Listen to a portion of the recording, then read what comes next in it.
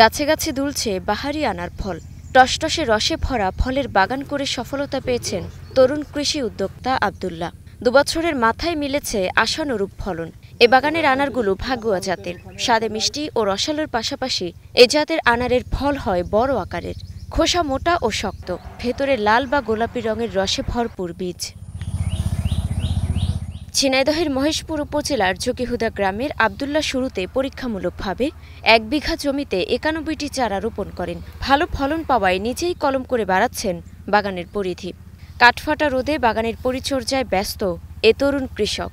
পরম মমতায় গড়ে তোলা এই বাগানই খুঁজে পান জীবনের স্বপ্ন।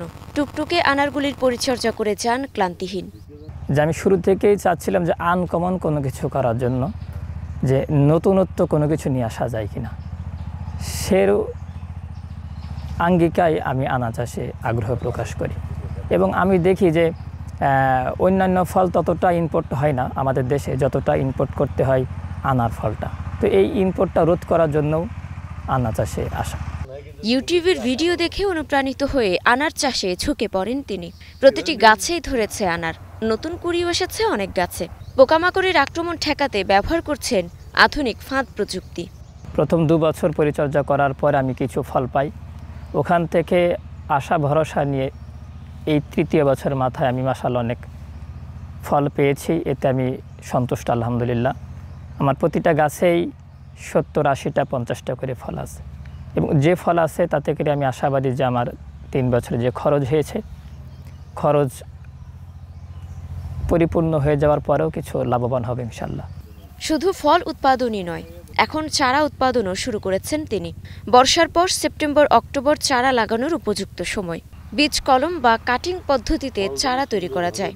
বেদনারা খাতে খুব রসালো, খুব ভালো মিষ্টি, খাতেও সুস্বাদ। খুচরা মূল্য হিসেবে আমরা একটু বেশি নিচ্ছি না, এই সমানই নিচ্ছি, কারণ আমাদের পোষার ক্ষেত্রে আমরা এই প্রথম বিক্রি করতেছি, সেজন্য 300 থেকে 350 টাকায় নিচ্ছি।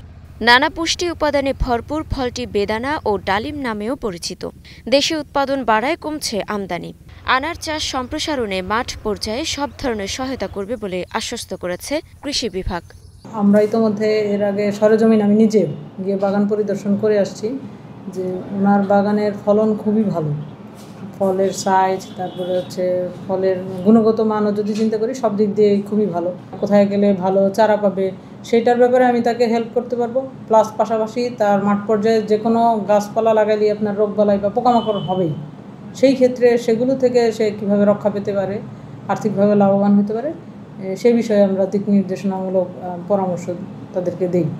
কৃষিকাজের পাশাপাশি আব্দুল্লাহ বর্তমানে মাস্টার্সে পড়ছেন।